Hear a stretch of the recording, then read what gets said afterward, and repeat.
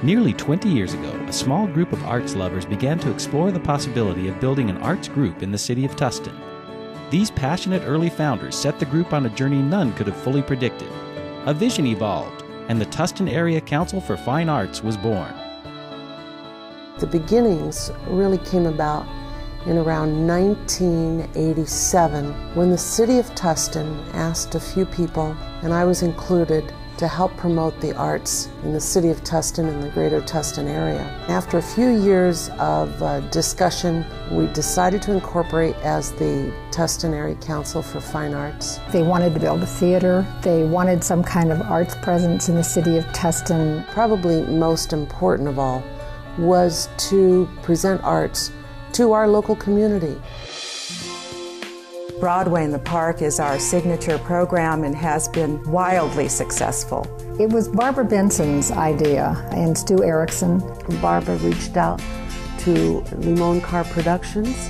And the first question we ask is, we always ask when we go to these theaters and they want us to produce theater, we say, well, how much money do you have? And Barbara Benson looked up and smiled at us and said, absolutely nothing. We worked closely with the city of Tustin. They saw that we had a track record of trying to create programs for their constituents. People could come and watch musical theater, and families could come, and it would be inexpensive and a lot of fun.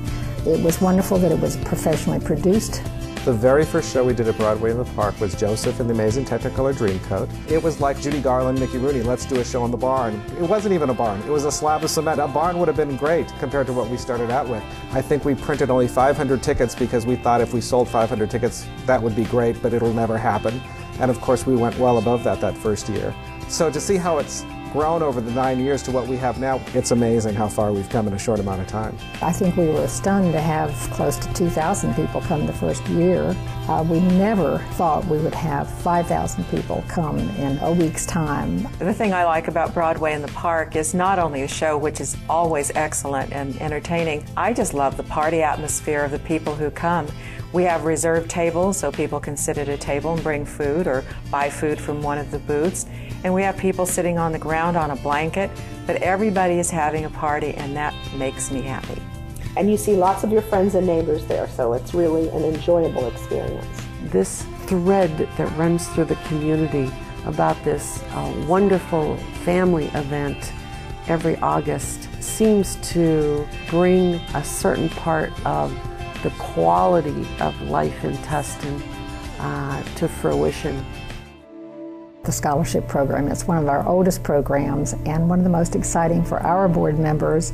The scholarship program is very near and dear to my heart because we are a part of that base for nurturing and developing these young artists to go on. We give these scholarships to students who are graduating from high schools in Tustin and are going on to four-year schools or community colleges or art schools to pursue a career or an education in the arts. They're recommended by the teachers or they're recommended by the counselors, and then they are interviewed and perform or show their work. Now we have arrived at this point where we're giving out $8,000 to $10,000 to $12,000 in scholarship money to deserving young artists.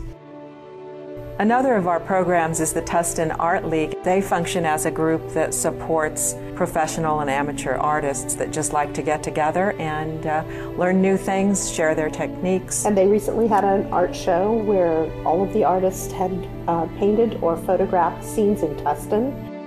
We worked closely with the Tustin Unified School District from grades kindergarten through 12.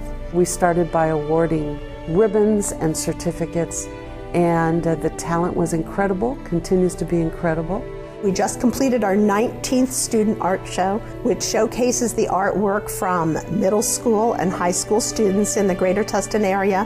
We encourage student artists from the public schools, from the private schools, to display their art. The art is then judged by professionals. The winners are awarded prizes. I felt like we needed to offer some kind of arts grants to the adult art community in the city of Tustin. We have grants to a photographer, we have grants to a visual artist, another one that went to the library. They've been very exciting to get our grant requests, to see them develop.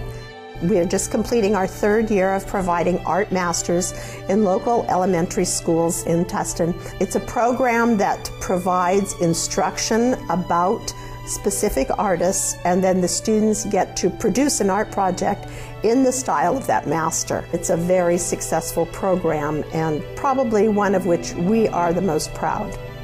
We had Meet the Artists programs starting back in the mid-90s with the idea that we would present young artists who had either been born in Tustin or had been attending school in Tustin, had been nurtured in the Tustin area. We have partnered with the Tustin Parks and Recreation Department and the Tustin Preservation Conservancy to promote the Tustin Art Walk. Fund development, even in hard economic times, has become a real joy. We have sort of general solicitation each year, an annual campaign. We have won a few grants that helps us put on our programs. The Laguna Beach Art Affair, for one, has been a very loyal supporter. The Rotary, which has given us an annual grant to continue our programs. But the bulk of our money comes from generous donors, individuals, groups, and businesses. Our board is strictly a group of volunteers who want to see Tustin become a better community. I served as president for 2 years of TACFA, and that was very exciting and challenging. I got hooked. It's fun, it's interesting, and there was something I could contribute.